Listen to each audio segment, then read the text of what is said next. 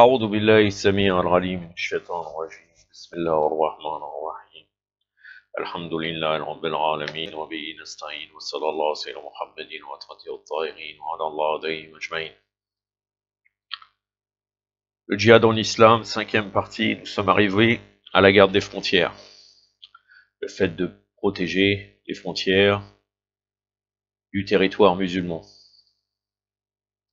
Allah subhanahu wa ta'ala nous dit dans Sourate Ali Imran, donc la sourate de la famille d'Imran, la sourate 3, le verset 200. Ô vous qui croyez, armez-vous de patience, rivalisez de constance, soyez vigilants et craignez Allah si vous désirez atteindre le bonheur.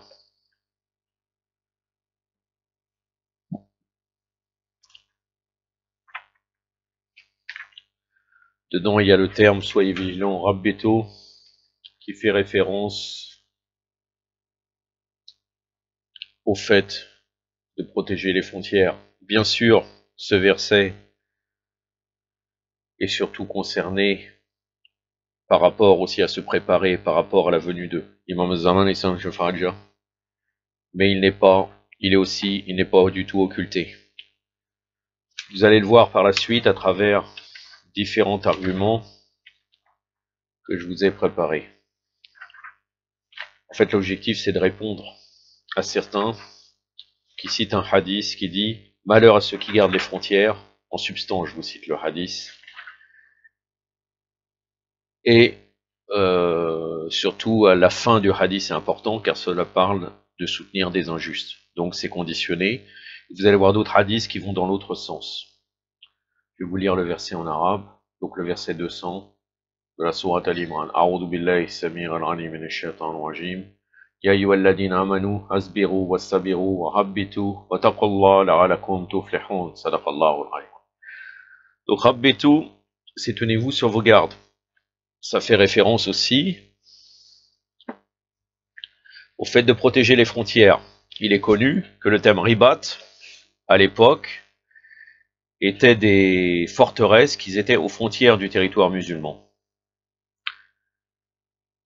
Donc, c'était une forteresse fortifiée qui était appelée ribat, et donc on protégeait les frontières là-bas. Il y avait même à l'époque des soufis qui allaient là-bas, je ne sais pas pourquoi, pour adorer Allah, vu que c'était généralement isolé dans des montagnes. Enfin, adorer Allah, vous connaissez l'opinion de chiisme concernant le soufisme. Ce n'est pas mon sujet. Ils allaient là-bas, ils protégeaient en même temps les frontières. Certains arrivaient à relier le djihad avec l'adoration d'Allah, le soufisme, comme plusieurs personnes, comme par exemple Abdel Karim Khattabi ou Imam Shamil je me rappelle plus exactement l'ancien territoire qui avait été occupé par les Russes. Shamil ou bien l'émir Abdelkader qui reliait le soufisme avec la défense de son territoire.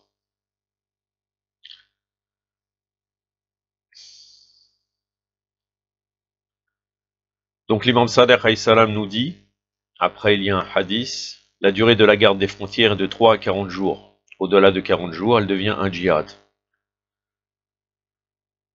Donc Al-Wasa et le Shira, le volume 15, la page 29. Quelqu'un a dit à l'imam Reda alayhi salam que devra faire un homme s'il voit l'ennemi s'approcher de l'endroit où il fait la garde. Donc la garde, la frontière.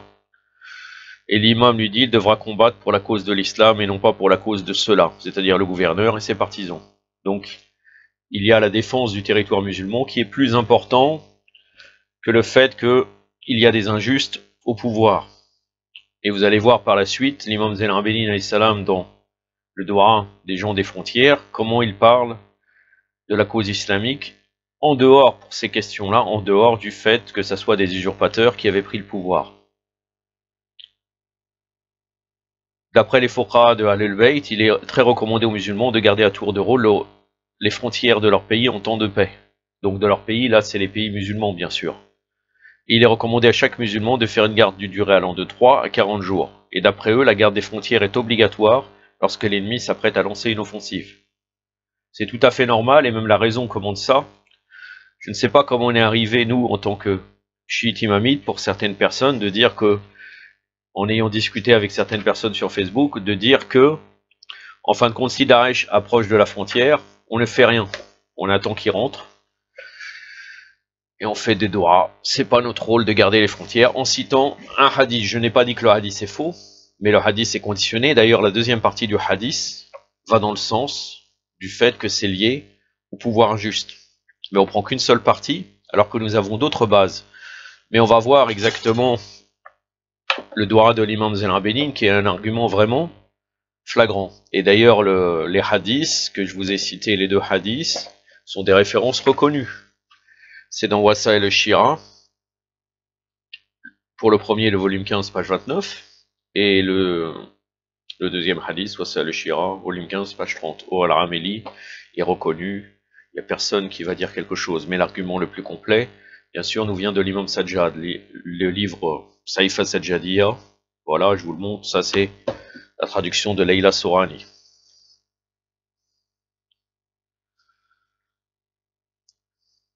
Donc le doigt numéro 27, je vais vous le lire en entier en français, car il y a des choses vraiment importantes, que vous allez voir vraiment que ça s'ouvre aucun doute.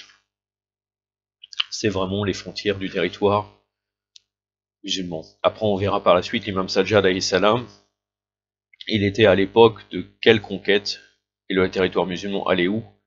Bien sûr, l'imam, ça ne veut pas dire qu'il soutenait toutes les actions de ces injustes et de ces campagnes, mais de fait, il y avait une certaine reconnaissance de ce territoire. Vous allez le voir aussi après à travers l'imam Moussa al-Razim salam face à Haroun el-Rachid, quand il lui a demandé à Haroun el-Rachid de lui délimiter les terres de Fadak. Si effectivement c'était Batela, toutes ces conquêtes, donc invalides, il n'aurait pas délimité le territoire musulman. Après, il y a d'autres choses aussi d'arguments, comme les paroles des Fuqaha concernant les terres de conquête, qu'est-ce qu'on doit faire avec? S'il y avait par exemple des mouchrikines qui cultivaient la terre, ou bien des terres vides. Donc ça veut dire que ils le reconnaissent, ces campagnes, tout en étant chiites du haut des 6 mains. Et on sait très bien que les conquêtes, mis à part quelques exceptions, ça a été des califes injustes, des pseudo-califes qui les ont fait. Je commence donc par ce doigt. Je ne crois pas que j'aurai beaucoup de choses à commenter, mais par la suite, je vous donnerai quelque chose par rapport à l'imam Sajjad et l'époque et les conquêtes qui étaient faites à son époque. À chaque fois, au lieu de dire mon Dieu, je dirais Allahumma, car c'est normal, c'est comme ça que ça devrait être dit.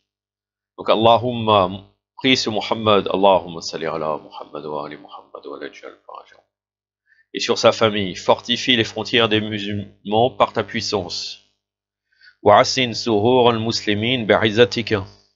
Suhur, vous pouvez revenir, vous allez voir que c'est vraiment les frontières.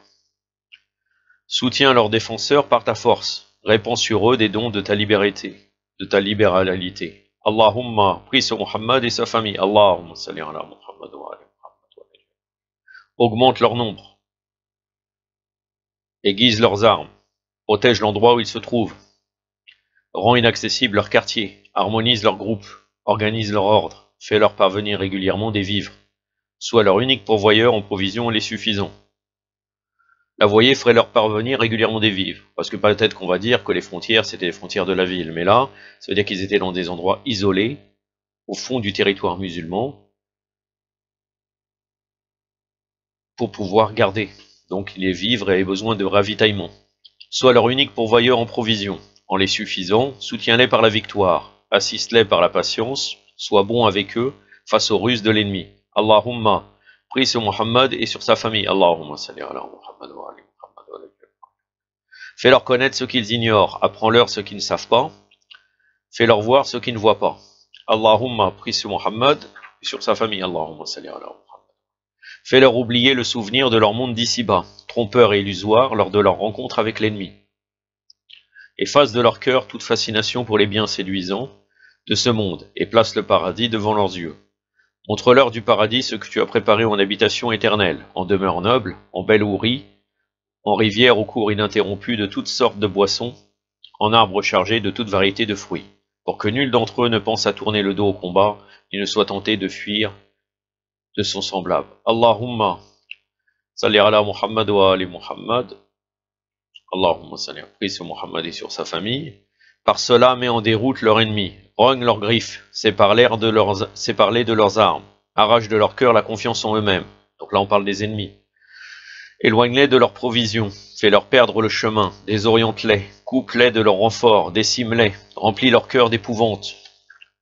Empêche-les de porter leurs mains sur les musulmans, perce leur langue, empêche-les ainsi de parler, sers-toi d'eux pour disperser ceux qui se trouvent derrière eux. Ça fait référence au verset 57 de la sourate El-Anfal, la sourate numéro 8. Livre au supplice par eux, ceux qui sont derrière eux, brise l'ambition de ceux qui viennent après eux par leur humiliation. Allahumma rend stérile la matrice de leurs femmes, assège les lombes de leurs hommes, mets fin à la descendance de leurs montures et de leurs troupeaux, ne permets pas à leur ciel de faire tomber de l'eau, de pluie ni à leur terre, des plantes.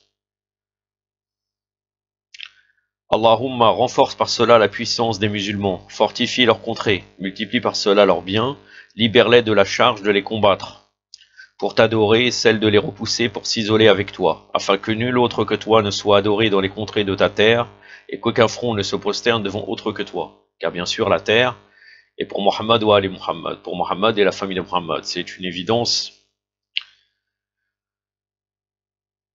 Allahumma envoie de toutes parts des musulmans contre les associationnistes, donc les mouchriquines, qui sont en face d'eux. Allahumma soutiens-les par des anges venant de toi, déferlant les uns derrière les autres jusqu'à ce qu'ils soient défaits aux confins du territoire gisant par terre, ou faits prisonniers, donc morts ou faits prisonniers, ou qu'ils reconnaissent que tu es Allah, qu'il n'y a point de Dieu autre que toi, point d'associé à toi. Allahumma englobe par cela tes ennemis dans les contrées des pays de l'Inde. Donc là il cite les pays de Byzance, de Turquie, du Khazar, de l'Abyssinie, de la Nubie, du Zinj. Le Zinj c'est l'actuel Soudan, de la Slavie, du Daylam. Le Daylam c'est une région où le peuple était connu pour leur violence et leur tyrannie. Ils habitaient dans les régions montagneuses près de la mer Caspienne. Et les autres nations associationnistes dont les noms et les attributs sont cachés, que tu as recensés par ta connaissance et que tu domines par ta puissance. Donc Allah, Azza wa Jal, à travers l'imam Zerabi, réclame la victoire sur toute la terre, les associationnistes. Ça confirme encore que la campagne militaire était autorisée, bien sûr, en présence de l'imam. L'imam était présent. Donc il n'y a rien de dire comme quoi ça viendrait de tout ça des tendances djihadistes, salafistes ou autres. C'est exactement pareil au niveau de Ahlul Bayt. On le verra par la suite dans les prochains cours sur le concept de Al-Harb, donc Dar al-Harb et Dar al-Salam, le territoire de la guerre, le territoire de la paix, et aussi le statut du dhimmi concernant les peuples des Ahl al-Kitab. Allahumma empêche les associationnistes de s'accaparer des confins des terres de l'islam en les occupant entre eux, de diminuer le nombre des musulmans en les diminuant et de se recouper contre les musulmans en les divisant. Allahumma vide leur cœur de toute assurance et leur corps de toute force. Fais que leur cœur ne songe pas à user de stratagèmes. Affaiblis leurs membres au point de ne pouvoir combattre les hommes. Rends-les lâches au point de ne pouvoir se battre contre les héros. Envoie contre eux une troupe de tes anges avec une force de ta force comme tu l'avais fait le jour de Badr, avec laquelle tu couperas leurs racines, tu moissonneras leur puissance, tu disperseras leur nombre. Allahumma contamine leurs eaux de maladies épidémiques ainsi que leurs aliments. Fais s'effondrer leur pays, harcèle-les par des projections de pierres, inflige-leur la sécheresse, la famine et l'infertilité. Place leur ravitaillement dans un de tes endroits le plus dénudé, le plus éloigné d'eux, le plus protégé et le plus inaccessible d'eux. Inflige-leur la famine permanente et les maladies douloureuses. Allahumma accorde la facilité à l'attaquant de ta religion, qui engageait la lutte contre eux, ou aux combattants de ta religion qui les combat pour que ta religion soit la plus élevée, que ton parti soit le plus fort et ta chance soit la plus complète. Rends-lui l'affaire réalisable, assume ses besoins, choisis-lui ses compagnons, assure-lui une bonne défense. Donne-lui en abondance des moyens de subsistance, accorde-lui la vitalité, éteins en lui l'ardeur du désir, protège-le de l'anxiété, de la solitude. Fais-lui oublier le souvenir de sa famille et de ses enfants. Incite-le à une bonne intention, assiste-le par la santé et accompagne-le par le salut. Préserve-le de la lâcheté et inspire-lui l'audace, accorde-lui la force et raffermis-le en le soutenant. Apprends-lui la conduite et les règles, guide-le dans son jugement, éloigne-le de toute ostentation, purifie-le de toute recherche, de la renommée. Donc, rire. Fais en sorte que sa pensée, son rappel, ses déplacements et ses établissements soient en toi, dans ton chemin, pour toi. S'il est posté en face de tes ennemis et de ses ennemis, fais-les apparaître peu nombreux à ses yeux. Diminue leur importance dans son cœur. Laisse-le prendre le dessus sur eux, et non pas qu'ils prennent le dessus sur lui. Si tu lui as accordé une fin heureuse et que tu as décrété pour lui le martyre, alors que ce soit après avoir attaqué et tué tes ennemis, après les avoir harassés et fait prisonniers, après que les confins de la nation des musulmans furent en sécurité et que tes ennemis se furent enfuis en tournant le dos. Allahumma, pour n'importe quel musulman qui va remplacer le combattant ou celui qui est en poste face à l'ennemi. Bien sûr, le musulman, dans le sens intérieur, concerne le chiite. Mais là, le musulman, comme j'avais fait une vidéo sur l'islam d'après le Coran et les hadiths, ça concerne le musulman général, celui qui dit La ilaha illallah, Muhammad Rasulallah. Car là, le territoire islamique dépasse le sujet et le clivage des Bakris et des chiites. Pour n'importe quel musulman qui va remplacer le combattant, celui qui est en poste face à l'ennemi, qui se trouve chez lui, ou pour celui qui s'occupe de ceux qu'il a laissés en arrière durant son absence, ou qui l'aide par une part de ses biens, ou qui l'assiste en lui fournissant des armes, ou qui le pousse au combat, ou qui le suit en faisant des invocations pour lui, ou qui veille pour lui sur ceux de sa famille qu'il a laissés derrière lui. Pour celui-là, récompense-le pour ce qu'il a fait d'une compensation semblable au combattant, présentement en ce monde-ci, qui lui accorde rapidement un avantage de ce qu'il a fait et un plaisir de ce qu'il a avancé, jusqu'au moment où le temps arrivera à son terme pour lui, où il ira vers ce que tu as réservé de tes faveurs et tu l'as préparé de ta noblesse dans l'au-delà. Allahumma inscrit parmi les adorateurs, serviteurs, n'importe quel musulman que les affaires des musulmans ont préoccupé, que la coalition des associationnistes contre eux a attristé, au point d'avoir eu l'intention de les attaquer ou d'avoir songé au combat, mais qu'une faiblesse a maintenu assis ou que l'indigence a ralenti. Donc la personne qui avait une intention de les combattre, il est récompensé. Ou qui a un empêchement indépendant de sa volonté s'est présenté. Rend obligatoire pour lui la récompense des combattants. Place-le au rang des martyrs et des vertueux. Allahumma a pris sur Muhammad et sur Muhammad, ton serviteur et ton messager, et sur la famille de Muhammad. Allahumma salli ala Muhammad. Une prière élevée au-dessus des prières et rayonnante au-dessus des saluts. Une prière dont l'étendue ne s'arrête pas, et dont le nombre ne cesse pas, semblable à la plus complète de tes prières, faites sur quiconque de tes proches amis, car tu es le bienfaiteur, le digne de louange, celui qui donne un commencement, celui qui recommence, celui qui fait ce qu'il veut. Allahumma salli. Donc, le Dora al-Suhur des gens des frontières, le Dora numéro 27 de Saifa Sajjadia, j'ai pris la traduction de Leila Sourani. Bien sûr, quelqu'un pourrait peut-être me dire, oui, Saifa Sajjadia n'est pas véridique. J'aimerais bien savoir quel savant aurait dit ça, parce que quelqu'un comme Mohammed Hossein Fadlallah, par exemple, qui doute, vous savez très bien, qui doute, et que peut-être même il n'était pas chiite, à la fin de sa vie. D'ailleurs, avec ce qu'il avait dit, de toute façon, il n'était pas chiite, si on voit ses croyances.